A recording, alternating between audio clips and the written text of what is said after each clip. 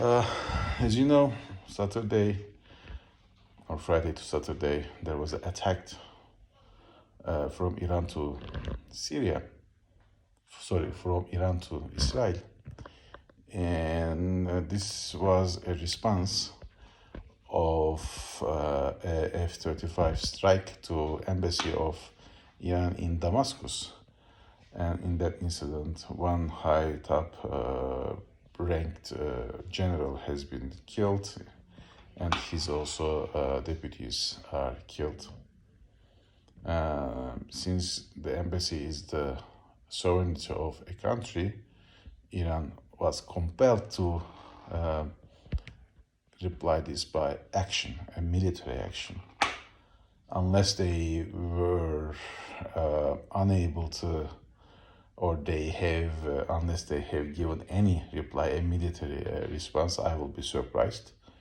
And because Iran is not a small country or a minority, it has a big history. It has a big military experience and a foreign relations. They know these kind of things. And since they have all the upper hands in the international arena, because their land has been attacked by a foreign sovereignty, they had the upper hand to reply accordingly, which they have done it. There are a lot of things that have shown some advantages and disadvantages for both countries.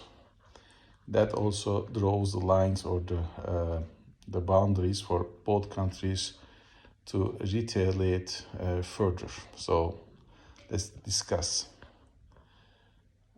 At first, the observations. Despite the fact that Iran has sent or fired more than 300 missiles, drones, and undefined flying objects or flying missiles or whatever, unmanned air vehicles. We know that by fact that only a small percentage of those hit the ground or the targets. There are two reasons for that. One, Iran is so far away from Israel. There is no land neighborhood between those countries, no sea neighborhood, or they don't even have a neighborhood of air in the air. So they send it like around more than 1,500 miles, or 1,300 or 1,700 or 800 kilometers, I mean air. And first of all, the Saudis and Jordanian authorities already signaled this to United States 2 days ago, after Iran told them that there will be an attack to these both countries first. This shows that now Iran will have a doubt with these both countries' intentions from now on. Second, the distance is disadvantageous for Iran to hit them. So what it says to Iran that Syria, Iraq, and still Yemen is much more near to Israel than Iran in terms of distance. So they will keep them under control. It's a strategical, I will say, an assault point for Iran to strike to Israel when required. This is the first one. Second, most of the targets were eliminated on air, which means that their missiles are not effective. However, Iran also learned that this is not effective, so they will change their strategy and they will try to, I would say, develop more technological missiles. So that was also important for to observe. Now, why I do believe that there is no way for Iran to go further or Israel to go further. Now, other than, let's say, Biden says they will not support an offensive strike at the moment. And I am sure that Israel will not do this alone. First of all, they need the tanker airplanes from the United States for their F-35s to support any air strikes They can go, but they cannot come back. The fuel is not enough for this. So they need these kind of planes, and they need United States air coverage, including logistic coverage. Unless United States gives this, they will not. As I told you, at first Israel hit the embassy, which is a land of Iran in Damascus. So they have the upper hand in international diplomacy against Israel to hit them back. And they did it. So no dispute there too. They defend themselves. That is what it is. And the third one is that if you are going to, or if you show your hand to strike against Iran, but by the way, which they have already shown, Iran might put pressure on developing or enriching their uranium capacity, which they gave it up in 2020s.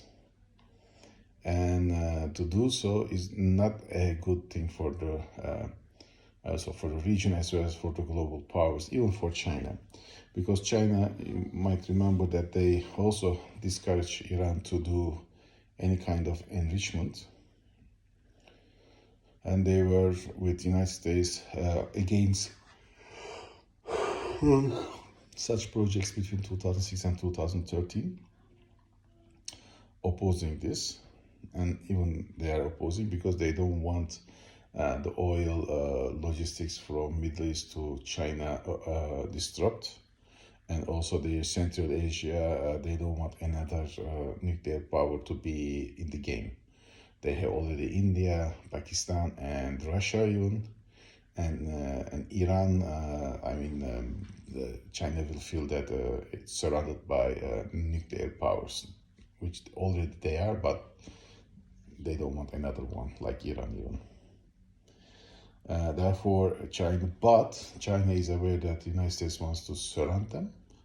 So they also realize that these kind of things will allow United States to be also disturbed and look at any other ways to Middle East. And for that reasons, they will be, I think, silent. But putting them putting pressure on Iran to start enriching the uranium is not a good thing for the world. It will disturb all the businesses and increase the prices again. And this is enormously disturbing factor for business, which is not good for anywhere, including United States, China, Russia, and any others. And don't forget that we have another war between Ukraine and Russia, a second war between Iran and United States is not something that anyone wants to see it now.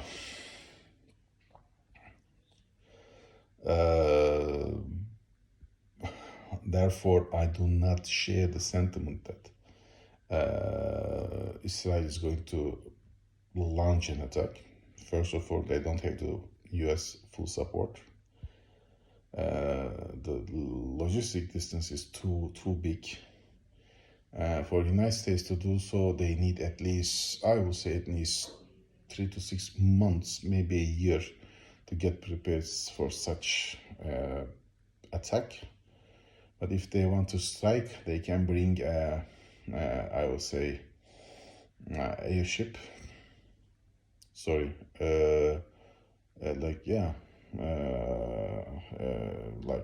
Eisenhower, let's say.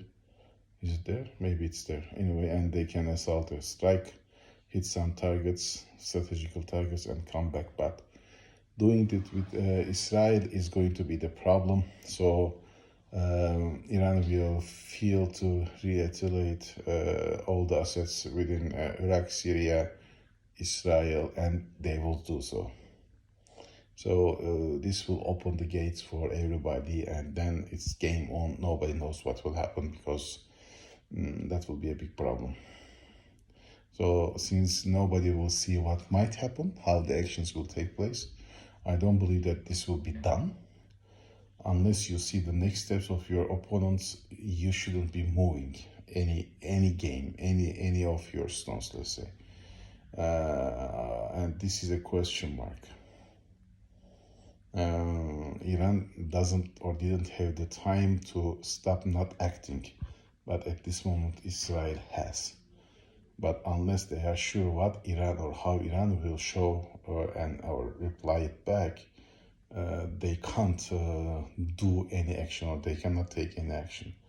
And nobody knows how they are going to do it. And most likely, if they are going to attack a land target inside Iran, Iran will respond this like a response to a war invitation, and it will happen. Now, there is another thing that we should be aware. Everybody says back in Turkey that after Iran is going to be dissolved or divided, its next time is Turkey. Right or wrong, but Iran will not give it up, not at least they will not get surrounded without a fight, and that will be years to come, 10 years to 20 years to come. So this is not a next step thing or next day thing, it will happen. Such thing without putting the soldiers, let's say, shoes or foods on the land, it will not happen. And to do so, you need at least a year of preparation and a good reason, like uranium enrichment and so on and so forth, to do so. And not like Iraq or Afghanistan.